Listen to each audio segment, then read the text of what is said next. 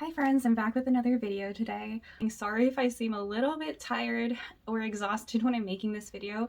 It's because I literally stayed up to 3 a.m. watching Korean dramas because I am a sucker for romantic dramas. What I plan on going over today is what my experiences have been like applying for genetic counselor assistant positions. I have been a genetic counselor assistant for nearly 4 years now. I've had 2 genetic counselor assistant positions total. How I found my first job posting for GCAs was actually through my college's listserv. What's helpful about these listservs is that the people who post on these listservs tend to have some sort of connection with the university. Maybe they went there as an undergrad, maybe they went there for grad school. So they have an interest in, giving back to the university and hoping to hire someone who is from their alma mater. And so I applied for this GCA position with just a cover letter and resume. Some places might also ask you for your transcripts to make sure that you have some sort of genetics background, and that's what I had to do in this case as well. I applied mid-December and I heard back towards the New Year's, so about 2 or so weeks after,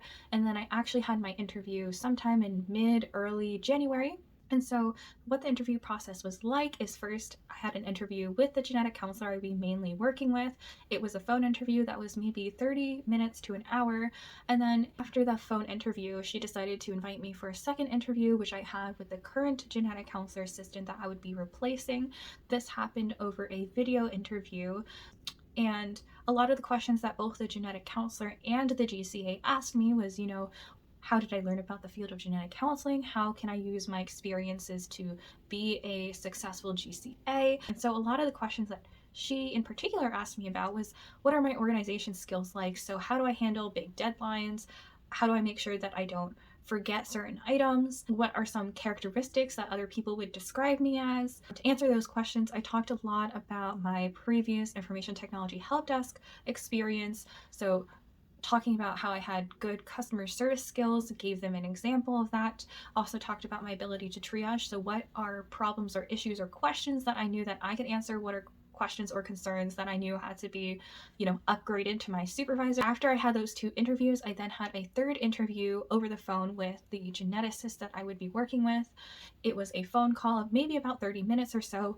In his case, he actually had a list of questions that he planned on asking me. It wasn't really a back and forth exchange like a conversation. It was kind of just like seeing, okay, have you worked on a large team before? What kind of person are you on a team? All in all, these questions are pretty similar to questions you might get during a grad school interview.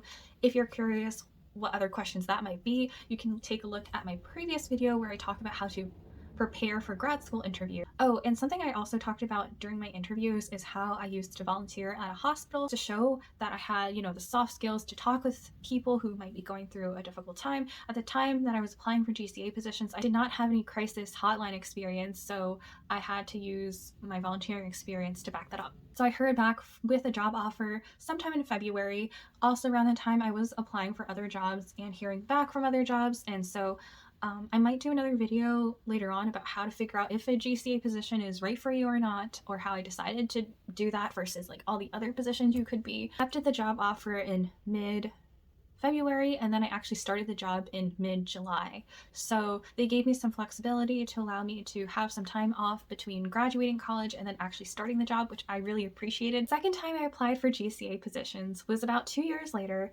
in March, and this was actually during the time that I was applying for grad schools, and I had realized at the time that I only had 1 interview, and the chance that I was going to match to that one place that I interviewed for was rather slim, so I needed to start thinking about other options. And so I applied for probably maybe even 15 GCA positions.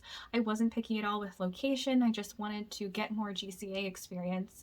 I interviewed for 6 positions, which was a mixture of academic, government, hospital, industry positions, and interviewing between March to July for these positions.